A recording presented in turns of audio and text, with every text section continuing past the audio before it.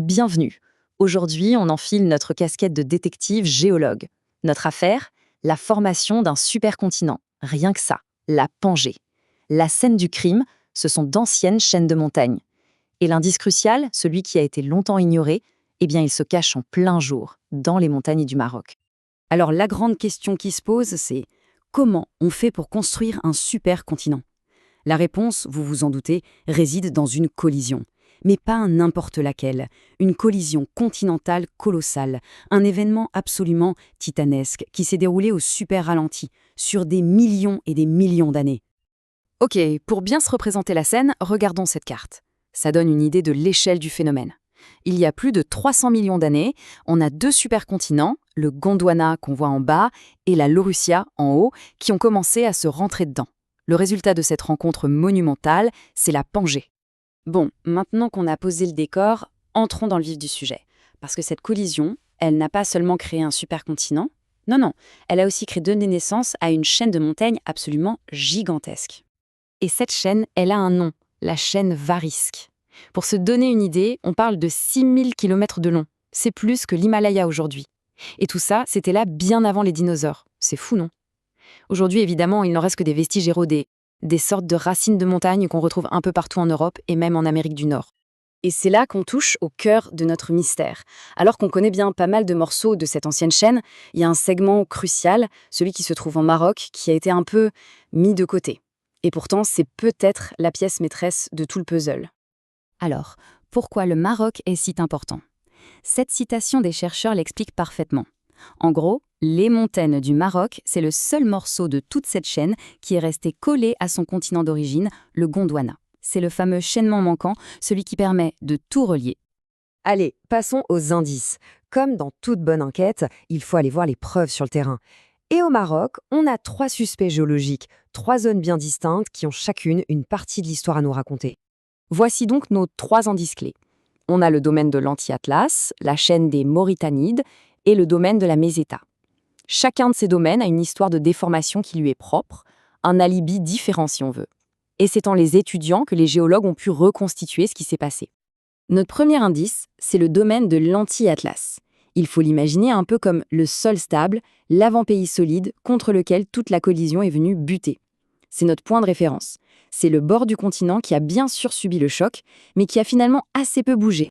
L'indice numéro 2, la chaîne des Mauritanides, raconte une histoire de force absolument immense. Ici, on voit des plaques de roches énormes qu'on appelle des nappes, qui ont été littéralement poussées et empilées les unes sur les autres. C'est vraiment l'image d'un tapis qu'on pousserait contre un mur. Il se plisse et se déforme de façon spectaculaire. Et enfin, notre troisième indice, le domaine de la Meseta. Alors là, c'est la pièce la plus chaotique du puzzle. C'est un véritable collage géologique fait de différents morceaux de croûte terrestre qui ont été déplacés, écrasés, plissés, chauffés. En gros, c'est le cœur de la zone de collision.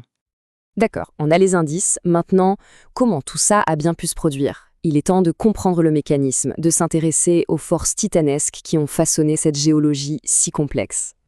Le moteur de cette collision continentale, c'est un processus appelé la subduction. Pour faire simple, imaginez un océan entier, l'océan Réique, qui séparait les deux continents. La subduction, c'est le plancher de cet océan qui a été lentement forcé à plonger sous un continent. C'est ce mécanisme qui a permis au continent de se rapprocher jusqu'à la collision finale. Et ce qui est vraiment intéressant, c'est de voir que la déformation n'a pas été la même partout. On a 2 styles bien différents. D'un côté, la tectonique pelliculaire qu'on voit dans les Mauritanides. L'analogie de la nappe qui se plisse sur une table, elle est parfaite. Seules les couches du dessus bougent. De l'autre côté, on a la tectonique de socle dans l'Anti-Atlas. Et là, c'est comme si la table elle-même se cassait et se déformait. C'est toute l'épaisseur de la croûte qui est impliquée. Et ça, ce n'est pas juste un concept abstrait, c'est la réalité de ces forces. Sur cette photo, on voit une roche de l'Anti-Atlas et on peut y voir les plis. La roche elle-même a été tordue par la pression inimaginable de la collision. On arrive maintenant au point culminant de notre enquête. Avec tous nos indices en main, il est temps de tout rassembler, de tout mettre bout à bout pour reconstituer ce monde ancien et enfin résoudre l'énigme. Pour se situer un peu, voici une chronologie rapide. Tout commence il y a environ 360 millions d'années. L'océan se referme. Le pic de la compression, c'est autour de 330 millions d'années.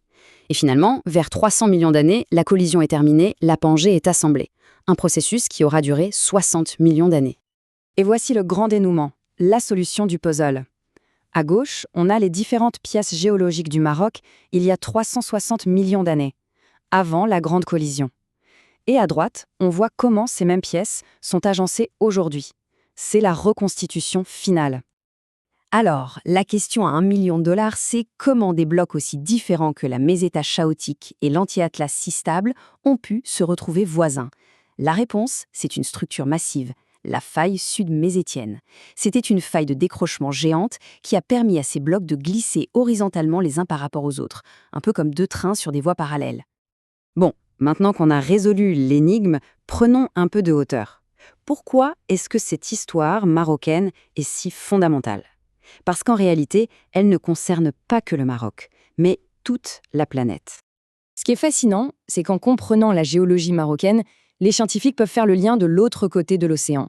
On voit ici comment le puzzle marocain s'emboîte parfaitement avec les vestiges de la chaîne de montagnes en Espagne et au Portugal.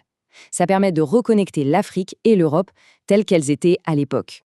Et on boucle la boucle en revenant à cette citation du début. C'est parce que le segment marocain est le seul à être encore attaché à son continent d'origine, le Gondwana, qu'il sert en quelque sorte de pierre de Rosette, la clé qui permet de déchiffrer toute l'histoire de cette immense chaîne de montagnes anciennes. Ce qui nous laisse avec une dernière pensée. Finalement, les montagnes sont comme des archives de l'histoire de notre planète.